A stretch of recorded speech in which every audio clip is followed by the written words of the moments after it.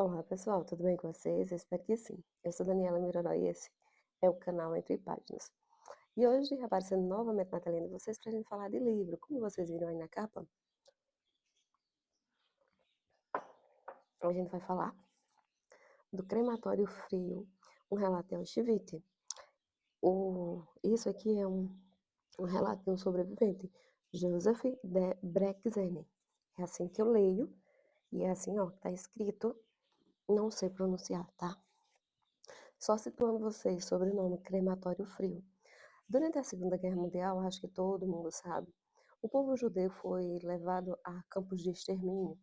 Nesses campos de extermínio, eles eram levados a câmaras, né, de gás e depois eles eram levados a crematórios. É, aqui é chamado crematório frio porque eles não eram de fato cremados.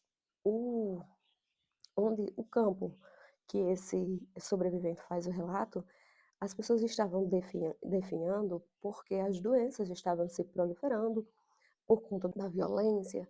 E esse livro aqui, gente, ele é de um peso. Se você for uma pessoa sensível, eu não aconselho você ler esse livro. Mas só um minutinho.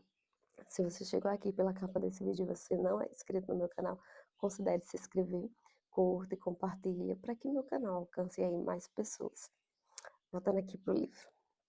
Gente, continuando, se você for uma pessoa sensível, você não deveria ler esse livro, mas vocês deveriam ler coisas sobre a Segunda Guerra, porque é de um peso e é de uma importância conhecer o que o que as pessoas conseguem fazer por uma ideologia.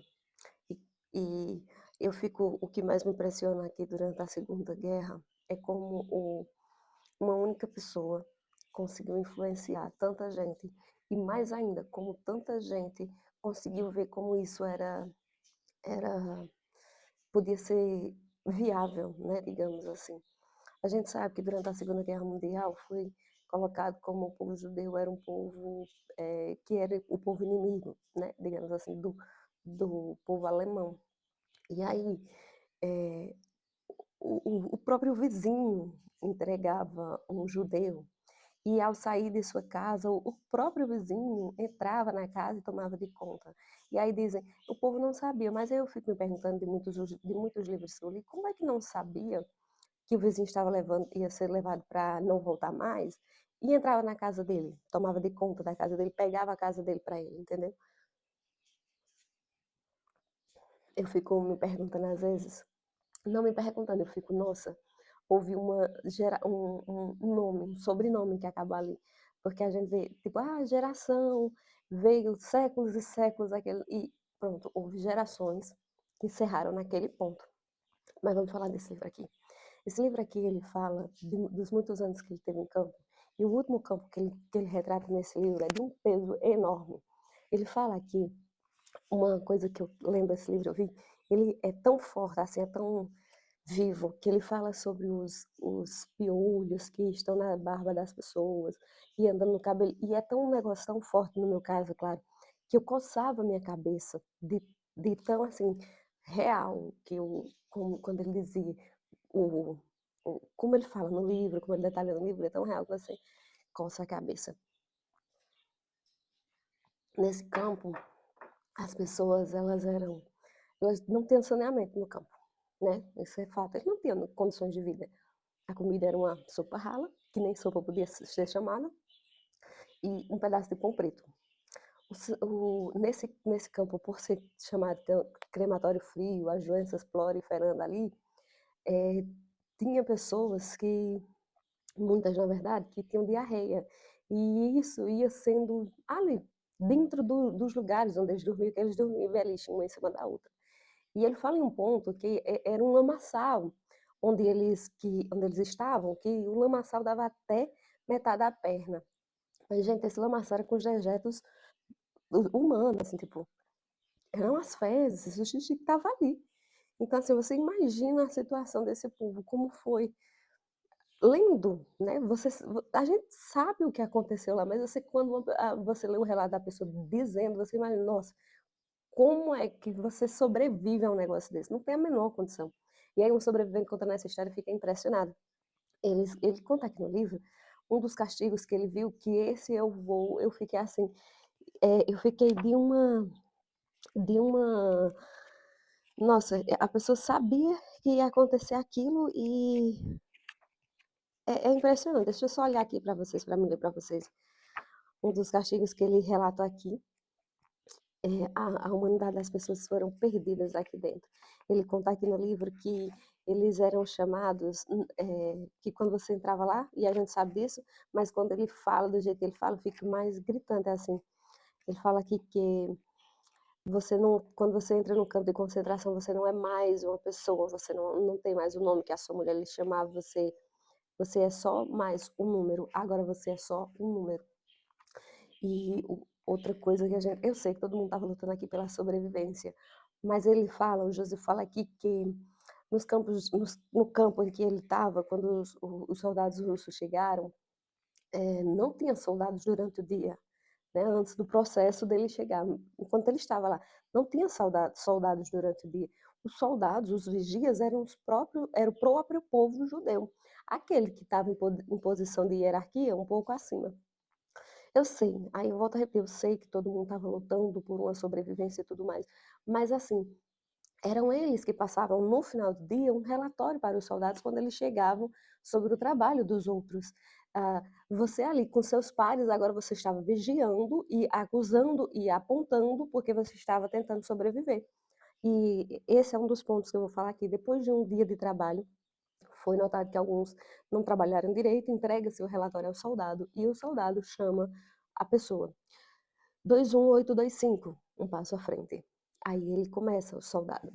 Seu judeu fedorento, das 10 ao meio-dia, você se ausentou do trabalho. Onde esteve? Acha que entupimos vocês de comida por nada? Aí a gente vem naquele ponto. A comida, volto a repetir, era uma água marrom. Não era sopa, era uma água marrom, um pedacinho de pão preto. Não ouvimos a resposta, apenas os unidos do chicote. Isso é o aquecimento. E a pena? 50. 50 chicotadas. 21825 é obrigada a ficar de 4. De qualquer forma, isso é apenas uma formalidade, mera tradição, pois a maioria dos golpes é dirigida para a cabeça. Após o terceiro golpe, 2825 já está no chão se contorcendo todo. No meio ele grita desenfreadamente, como um animal selvagem. Mas na 20ª chicotada, seu grunhido se reduz a um gemido. O 21º golpe, o 22º, o 50º caem sobre uma massa inerte. A chamada. 2711. Soa novamente a chamada no silêncio trêmulo. O chicote vai estalar no corpo de mais 3 vítimas. E então termina. Duas coisas são desconhecidas nos campos de extermínio: o sorriso e a saciedade. Não é pesado, gente? Aí você, nossa, eu ainda fico impressionada. Eu ainda fico impressionada como é que um povo deixou que isso acontecesse. Eu sei, a gente sabe. Há uma parcela, e é uma parcela pequena, tá? Que não concordava com isso. Mas eu fico perguntando por que concordar com isso, né? Por que concordar? Por que aceitar? É por conta que eu não sei o que. Não, eu não consigo entender uma desculpa, perdão, para que todo mundo aceitasse, para que ninguém. Não, A gente sabe também que havia soldados aqui que não eram meio. Eram de acordo, que a gente pode dizer que não era de acordo, mas que meio que davam uma ajuda, ou então tinha um resquíciozinho de humanidade ali com aquele povo, mas mesmo assim é muito, muito pesado. Outra coisa que eu não sabia, e eu fiquei sabendo nesse livro, porque eu sou professora de história, mas eu não sei nada. E quanto mais eu leio, eu percebo que eu não sei nada, gente. Quanto mais se lê, mais a gente tem consciência de que a gente não sabe. É impressionante. E eu estava lendo esse livro e vi aqui que os ossos das pessoas eram utilizados, os que estavam no crematório, onde realmente era, passava na cama e para o crematório, os ossos eram usados para fazer cola, uma substância para cola. E os cabelos, porque quando chegavam nos campos eles eram depilados e tudo mais, os cabelos serviam para colchões e almofadas.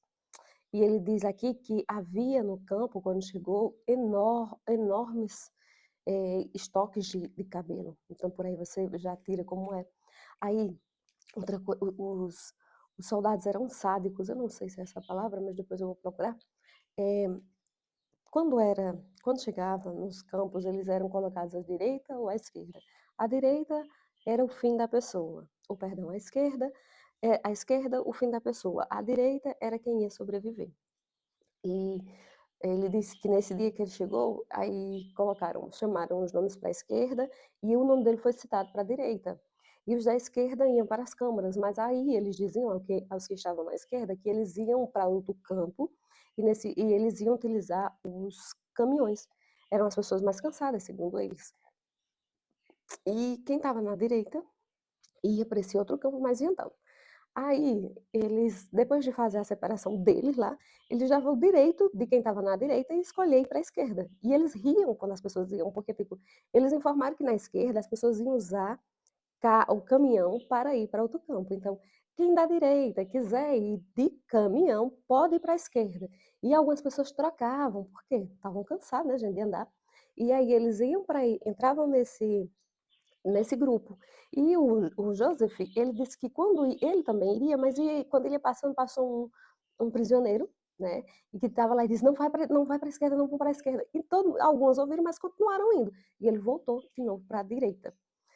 E enquanto a turma escolhia ir para a esquerda, os soldados riam da cara desse pessoal. Então, assim, é de uma crueldade. Outra coisa que também eu vi nesse livro é que a gente sabe que nos campos eles usavam sapatos de madeira, né? O Joseph diz aqui que o sapato era tipo um triângulo. E esse triângulo ele tinha cores. Aí tinha a cor do judeu, tinha a cor do soldado, do prisioneiro que era de outra nacionalidade, tinha a cor do prisioneiro que era por questões de sexualidade. Então, cada pessoa tinha uma cor no seu sapato de madeira. É, é, gente, esse livro, ele é pesado, assim, mas eu acho que ele é de uma importância de leitura que quanto mais você lê, mais, nossa, como você fica impressionada com a humanidade quando você lê esse livro aqui. Você fica muito, muito, muito, muito impressionada com a humanidade. Fiz uma anotação, diz assim: a estratégia escravista de Hitler consegue o impossível. Toca nas camadas instintivas da relação consanguínea e chega lá no fundo, onde nem essa relação importa mais. Pai e filho brigam por um bocado de comida. É o que eu disse a vocês, eles tiraram tanta humanidade das pessoas que, independente de pai e filho estarem ali, ele, eles brigavam, porque não tinha comida, não tinha nada. Havia uma hierarquia dentro do campo também. Sabe, outra coisa, você está ali entre seus pares e você ainda está querendo ganhar dos seus pares. Havia uma hierarquia dentro do campo que era feita ali mesmo. Os mais fortes começavam a pegar, roubar a comida dos mais fracos e começar a negociar com essa comida. Houve uma parte aqui também que o Joseph disse que não era tão boa assim a comida também dos soldados, não. Claro, melhor que a deles, mas não era tão boa assim, não. E eles negociavam até isso para manter uma para se manter por mais tempo dentro do campo, né? Aí o Joseph, no campo que Joseph estava, não tinha mulheres. A gente sabe que era separado também. E aí, é, o Joseph fala que em um determinado ponto eles nem lembram mais disso. A, a, a sexualidade, digamos assim, o fato já não é tão importante. E uma das frases mais pesadas assim também que eu senti foi quando o Joseph disse que, é, eu até anotei, peraí, deixa eu ver. Aqui, ó. De repente, a gente pensa na morte como num banho a vapor delicioso e refrescante. Nunca imaginei que seria possível relaxar tanto diante da ideia da morte, e mais ainda, que a ideia do fim pudesse se tornar tão desejável. Eu vou finalizar esse livro com essa frase. Gente, leiam O Crematório Frio, um relato de Auschwitz. Eu fico por aqui. Se você ficou também e não é inscrito, considere se inscrever no meu canal, curte, compartilha. Até o próximo vídeo. Cheirinho de vocês.